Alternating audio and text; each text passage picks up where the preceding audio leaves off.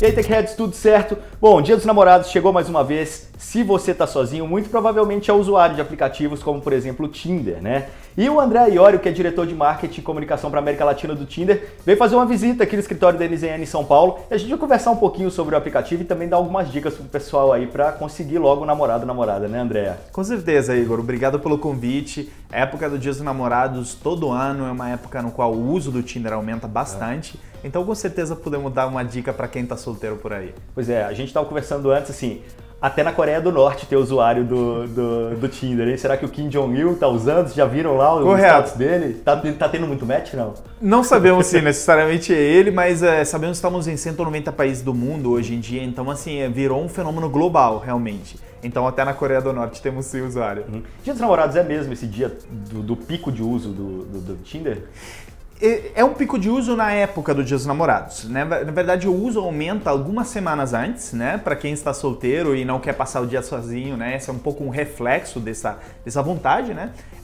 De não passar sozinho. E também continua algumas semanas depois do Dia dos Namorados, porque naturalmente quem continua solteiro, né? Quer buscar um relacionamento mais duradouro, né? Para o ano. Uma outra grande época do ano é janeiro, que é o momento das resoluções de ano novo, né? Então muitas pessoas também baixam o Tinder e vemos um pico também nessa época do ano. Certo. Brasileiro continua sendo a segunda maior plataforma do Tinder? Continua o Brasil sendo o segundo maior mercado do mundo e realmente São Paulo só perde de Los Angeles como cidade que mais usa o Tinder no mundo. Então realmente a dimensão que o Tinder tomou aqui no Brasil é incrível. Então são 8 milhões de matches de brasileiros por dia, 26 milhões no mundo. É um número muito grande para brasileiro, né? Aliás, brasileiro é acima da média. Correto. O brasileiro ele tem uma média de matches de 7% mais alto que a média global. Né? Pode ser que sejam mais bonitos, mais, digamos, mais usuários da plataforma mais ativos, mas realmente é um dado interessante porque isso mostra que por match, né, por swipe, os brasileiros têm um sucesso maior. Carioca mais ainda, né? Carioca mais ainda. Carioca tem 14% a mais do que a média global, então realmente eles ganham no Brasil também. Antes as pessoas tinham vergonha de falar, assim, que acessavam salas de bate-papo, né? Tinha salas de bate-papo do UOL e tal, as pessoas não falavam muito que entravam. Já nos aplicativos hoje, atualmente, assim, as pessoas não têm vergonha de falar. Inclusive tem vários casos aí, vocês trabalham com pessoas, né, que são usuários assíduos do Tinder, eles inclusive se colocam como porta-vozes do Tinder também, né? O que você acha que mudou aí nesse meio tempo para que as pessoas pudessem sentir orgulho até de usar essas ferramentas? Correto, Igor. A gente percebeu uma mudança muito grande sobre a percepção, né, que as pessoas têm do Tinder e, em geral, sobre digamos, um pouco o preconceito de contar, né, que está na plataforma. Isso tem mudado muito e a gente acredita que seja muito devido ao fato dos cases de sucesso que a gente tem. Então, à medida que você conhecer alguém que deu certo no Tinder e essa pessoa falar que realmente conheceu sua namorada ou namorado no Tinder, acaba gerando, né, na verdade, na sociedade, na opinião pública, um maior, digamos, apelo para a marca e uma perca desse prejuízo, né? Então, esse preconceito, perdão. Então, acaba sendo que o fato de que muitas pessoas deixam a plataforma tendo em contrato um par, isso ajuda muito na percepção de marca e fez com que de 5 anos, né, essa parte que é a época desde que o Tinder foi lançado, isso se perdeu muito. No começo as pessoas tinham mais receio, agora a gente já ouve normalmente no dia a dia de pessoas, né, conhecidos, familiares, amigos, que em conta, né, das suas experiências no Tinder. E não tem rejeição, né? Exato, não tem medo da rejeição. Só deu match porque funcionou, porque os dois lados gostaram. Exato, a gente tenta até ouvir um pouco do nosso público qual o impacto, né, do Tinder na autoestima deles. E a maioria deles nos contam que isso é muito positivo para autoestima. Às vezes eles baixam o Tinder depois do término de um relacionamento, em momentos no qual às vezes não tem muita vontade de sair e conhecer novas pessoas. Então o Tinder é ótimo porque te devolve um pouco essa autoestima por não te dizer quando você recebe uma rejeição, igual na vida real você vai até alguém e você ouve um não, né, que é uma experiência negativa, e você só sabe quando você ouve, né, um sim, um like e de consequência um match. Então, até o mecanismo da plataforma ajuda muito. Quem é mais tímido, às vezes quem saiu de um relacionamento e se decepcionou e não tem toda aquela vontade ou aquela autoestima de sair. Agora, o BI de um aplicativo como esse deve ser muito complexo, né? Você tem algoritmos para poder fazer esse match aí entre pessoas, até as pessoas que são exibidas para você, assim, né? Tem Como que você consegue explicar isso? Assim, como que esse BI funciona? Para aparecer, para você botar para as pessoas só aquelas que existem uma probabilidade maior de dar match ou estão no seu raio de abrangência. Como funciona isso? Como ligar todas essas pontas? Então, tem 3 configurações principais que o usuário pode escolher, que naturalmente são o raio de distância, o gênero e a faixa etária, né, das pessoas que ele está buscando. Dentro dessas características, a gente vai, à medida que ele der swipe, exibir todo mundo, né? Então, naturalmente tem um algoritmo que é baseado também, digamos, nessas características principalmente, no teu comportamento na plataforma, mas a gente, trabalhando Big Data, acaba mostrando todos os perfis dentro dessas configurações, até porque, como proposta de valor, o Tinder quer te conectar com pessoas que não necessariamente fazem parte do teu dia a dia, mas estão próximas de você.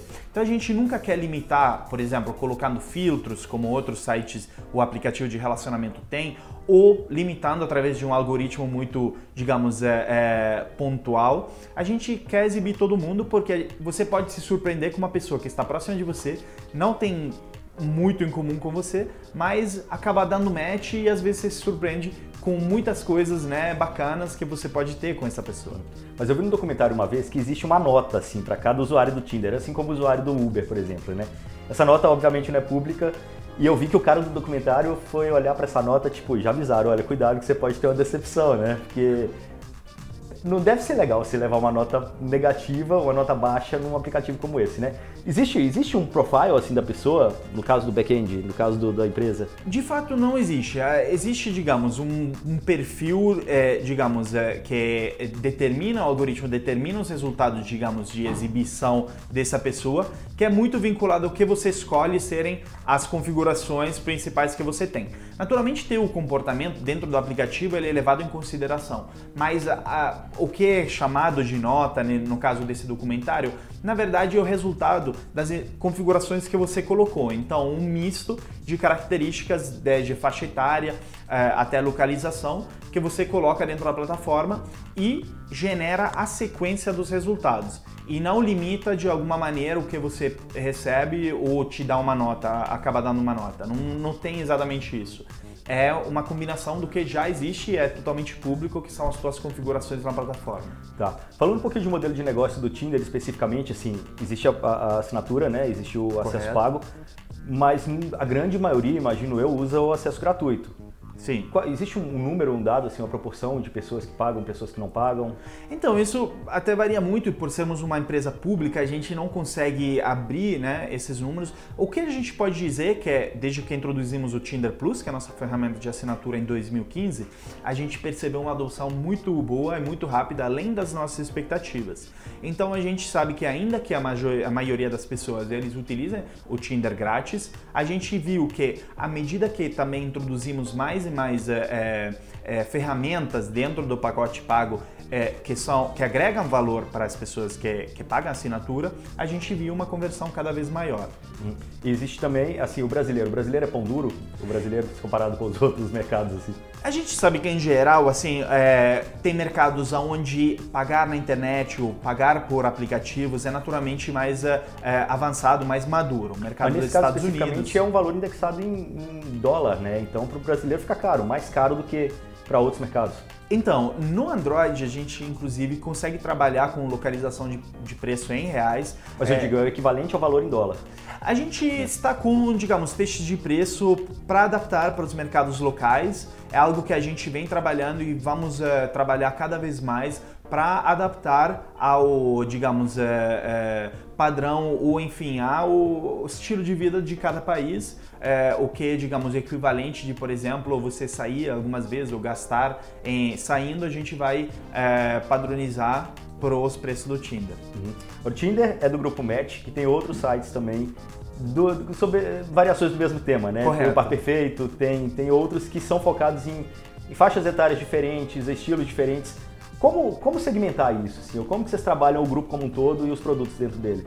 Então a gente trabalha eles como complementos, né, ao Tinder de fato. O Tinder é o grande carro-chefe do grupo, é o aplicativo que mais cresceu e hoje em dia tem a maior base, digamos, do grupo todo, mas com certeza a gente percebe que ainda existe espaço para aplicativos, como você colocou, segmentados ou, como a gente pode dizer, também de nichos. para públicos diferentes. O Par Perfeito, por exemplo, tem uma faixa etária média mais alta do que do Tinder, tem a funcionalidade de produto totalmente diferentes e é o que a gente chama de modelo de negócio de pay to communicate. Então você tem que pagar para poder se comunicar com os outros. É diferente do Tinder, que é o que a gente chama de freemium.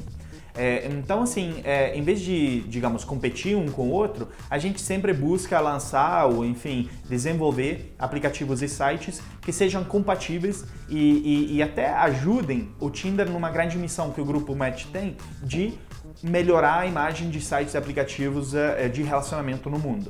Mas melhorar essa imagem, assim, você pega o Par Perfeito, por exemplo, pessoas mais velhas talvez tenham um interesse num approach diferente.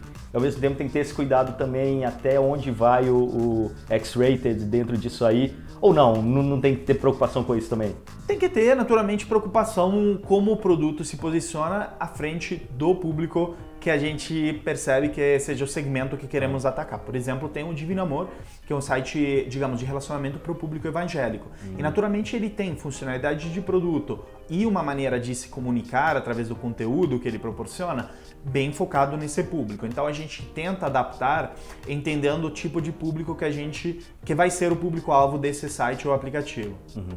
Eu falei no começo que a gente ia dar dicas também para as pessoas dentro do Tinder, né? Como se dá bem no aplicativo. Vamos lá, tem algumas que eu lembro da gente comentar que são sorrir na foto, né? É o mínimo, né? Correto. Esse é o mínimo, assim, você transmite mais empatia, outra pessoa percebe que você já é uma pessoa mais alegre, mais expansiva, então eu acho que isso aqui digamos, fundamental. E isso é comprovado por números? Sim, é comprovado por número. O que mais que a pessoa tem que Temos também comprovado por números, de novo, que se você utilizar uma cor, digamos, muito mais forte ou chamativa na sua foto principal, você vai conseguir ter uma taxa mais alta de matches. Por quê? A grande maioria, mais da metade das fotos de perfil no Tinder hoje em dia, são de cores neutras. Brancas, digamos, tem um preto, tem um cinza. Na verdade, se você utilizar uma cor forte ou na roupa ou no fundo, você chama a atenção da pessoa que estiver passando no teu perfil, a pessoa para e vai analisar um pouco melhor. Então isso é comprovado também. E tem outras coisas, como por exemplo, não deixe de colocar na descrição um pequeno texto sobre quem você é, o que você está procurando, quais os teus hobbies e tal, porque se você deixar em branco, é comprovado que você vai ter menos que a metade de chance de ter um match de quem escreveu alguma coisa. Tem umas estatísticas curiosas também, por exemplo, qual a profissão que dá mais match no Tinder? Correto. Temos, trabalhamos muito com Big Data, né? Baseado, digamos, no que, digamos, são características, digamos, voluntárias ou informações voluntárias que os usuários colocam no perfil. Então temos sim essas informações e é muito legal trabalharmos a partir disso, como por exemplo as fotos que mais funcionam, de novo, ou por exemplo quais características de produto mais te ajudam a ter match, como por exemplo integrar com o teu perfil do Instagram ou com o teu perfil do Spotify, que é algo que colocamos recentemente, você pode colocar a tua trilha sonora do Tinder. Então trabalhamos muito com informações que ajudam a outra pessoa a entender mais sobre você para ter mais chance de match. Mas qual a profissão que mais se dá bem no Tinder? Então, temos a profissão feminina, que é maquiadora, e a profissão masculina é... Putz, aí maquiadora no Tinder tá se maquiando ali, né, deixando a foto mais bonita, de repente no mundo real a coisa não seja da mesma forma.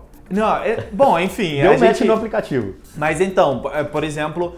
Com certeza, poder trabalhar, a gente já comprovou que foto com maquiagem funciona melhor do que foto sem maquiagem. Então pode ter uma vantagem nesse sentido, porque naturalmente elas já sabem fazer um make melhor, né?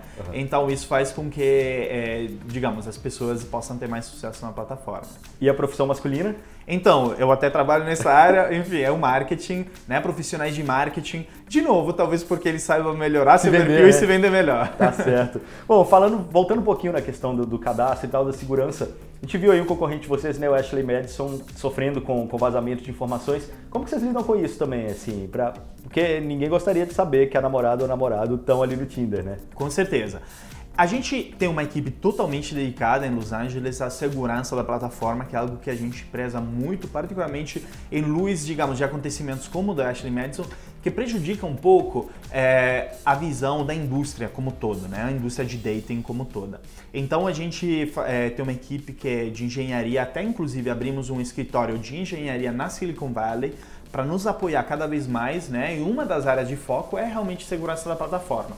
Então, eu acho que podemos dizer com certeza igual como em todo mundo, a gente não consegue tirar 100% de possibilidade de que aconteça alguma coisa, mas nós temos tudo para minimizar as ocorrências na plataforma. Igual na vida real, digamos, sempre tem, por exemplo, algumas pessoas que possam ter segundas intenções, né? Claro. Mas naturalmente a gente tem tudo para poder minimizar esses casos. Bom, é isso. Espero que vocês tenham gostado do papo. Obrigado, André. Obrigado, Igor, e aos espectadores. Valeu.